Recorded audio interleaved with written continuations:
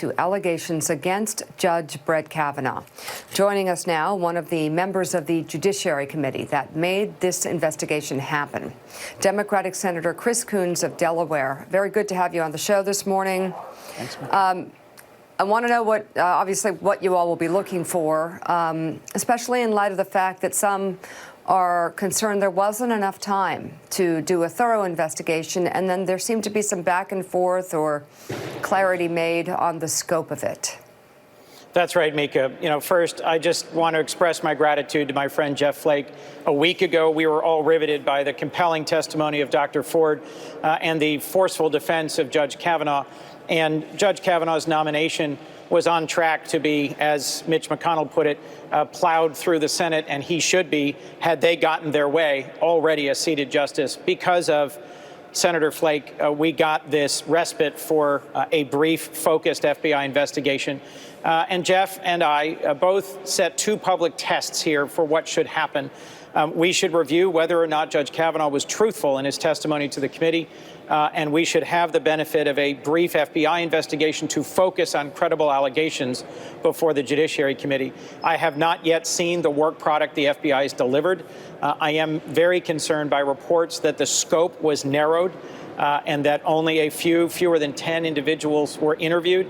I think an obvious component of a credible investigation would have been the witnesses that Dr. Ford offered, to whom she had revealed her sexual assault before Judge Kavanaugh was nominated, and a number of other individuals, classmates of Kavanaugh's from Yale, who I know came forward trying to reach the FBI, trying to testify.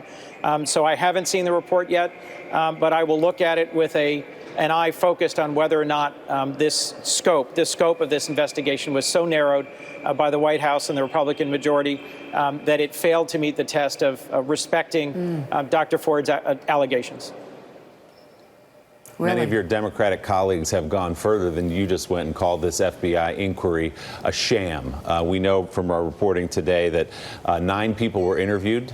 Judge Kavanaugh and Dr. Ford were not among them. Chuck Grassley saying we heard their sworn testimony. That was enough. We wanted to talk to some additional people. The White House, in fact, this morning, according to our reporting, has concluded that none of those additional interviews in the FBI inquiry corroborate the allegations against Judge Kavanaugh. They believe he should be confirmed, and confirmed by the weekend, in fact. Do you believe this FBI inquiry was a sham? Well, I think the FBI conducted this inquiry at the direction of the White House and the majority in the Senate. So I don't think this is the FBI's fault. I think they carried forward on the scope that they were given. But I am concerned that President Trump publicly reassured concerned senators that the FBI was going to be allowed to pursue all relevant investigatory leads for these allegations.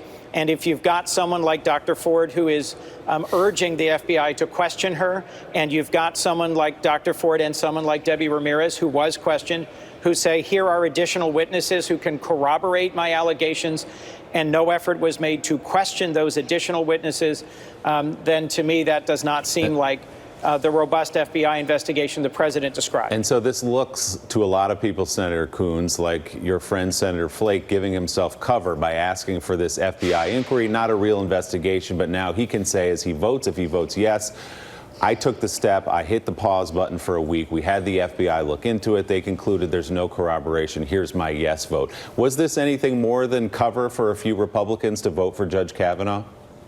Well, that's viewing it through a very sharp and critical lens. I know my 3 colleagues who worked hard to press for a broader and fuller investigation. I'll let them speak for themselves as to whether they're satisfied with it. And we don't yet know their votes. So I haven't read this report yet. I'm not going to prejudge it. What you're saying is a characterization based on reporting, not based on facts. I do still think it was important to send a signal both to Dr. Ford and Debbie Ramirez and the many, many other victims of sexual assault that they were not just going to bowl through with this confirmation without any further investigation. Senator, I want to ask you about a letter that was sent last night by one of your colleagues, Senator Durbin, to Chuck Grassley, the head of the Judiciary Committee, in which he was refuting a tweet put out by the Republican Party that said the 6 previous FBI reports that Judge Kavanaugh underwent during his time in confirmation for a judge had no whiff of anything related to inappropriate sexual behavior or alcohol abuse. That was Right. the tweet from the Republican Party, and Senator Durbin Right. said, actually, that's not true. What is he talking about? Is there something specific, and why don't we know about it? Why hasn't that been put Right. into the evidence? Right. As you know, I can't speak to what we're debating publicly with each other about because it is in a confidential background investigation. As of last night, I had not heard from Senator Durbin and wasn't sure what he was referring to. I just consulted with him a few moments ago. I know what he's referring to, and I agree with Senator Durbin. And you agree that there were previous incidents reported in FBI of sexual behavior, inappropriate sexual behavior by Judge Kavanaugh? That's not what I'm confirming. That's not, let's be careful here. Well, was it the alcohol abuse then? Because it's one of two things. I'm simply going to say I support Senator Durbin's assertions. His assertions, again, for people who don't know, are that in the previous 6 FBI reports, there was evidence put forward of inappropriate sexual behavior or alcohol abuse. Why didn't the American public hear about this during this confirmation process? Specific allegations or result of FBI investigations in a background investigation are not public. And will this impact your vote on Judge Kavanaugh? It will not. I was already well aware of the specific incident being referred to here. I came to a conclusion that I would vote no on Judge Kavanaugh before Dr. Ford's testimony was heard, based on his jurisprudence, based on his extreme view on presidential power and his views on individual liberty, particularly the landmark decision by Justice Kennedy in the Obergefell case that established marriage equality. I concluded I would vote against Judge Kavanaugh. So, Senator, you know, we just heard you and Willie doing the back and forth on the Durbin letter, the FBI investigation, the extended background check. We've all witnessed the hearings, the testimony by everyone. Let me ask you, have you been happy with the tone and the tenor of the process? And are you aware of, I think, what happens to the image of the United States Senate Yes. among many people in this country? Are you happy with that? Not at all. Mike, that's exactly what has motivated me in the last week is first wanting to respect and hear and respond to so many individuals I've known, male and female, friends and people I've just met from Delaware and from here who've shared with me stories of sexual assault. But second, to your point, I am gravely concerned that what the American people see, that what the world sees of our Senate is partisan bickering, personal attacks, challenging each other's motives at a level I haven't seen in my 8 years here. And I'll remind you, I've been here since the election of 2010 when the Tea Party wave brought in some folks who conducted themselves on the floor in fairly sharp ways. This has been a tough 8 years, but for me, this process has been the low point in terms of both parties attacking the other.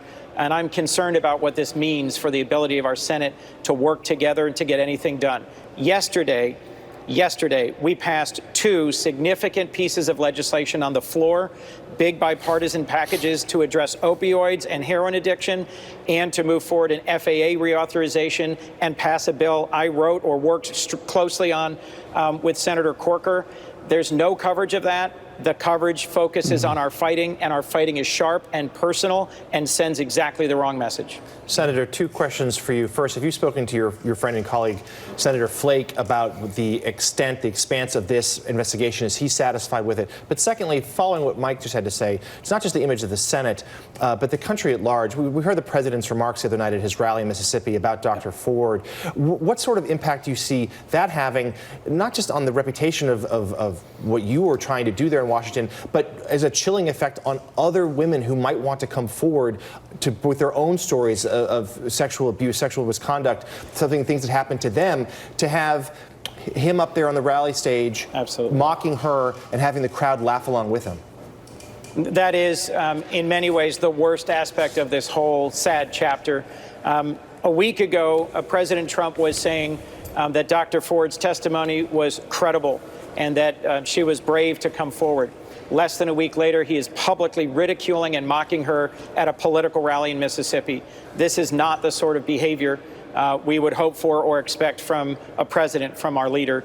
of the executive branch of our government. And I think it's important that all of us in the Senate conduct ourselves in how we describe these allegations and this process and how we speak to and about each other in ways that rebuild and weave back together the fabric of our nation here, because frankly, when the president goes on national television and does something like that, it sends a chill through everyone who has suffered through or survived or witnessed sexual abuse, and it makes them say, why would I ever come forward and subject myself to that sort of ridicule?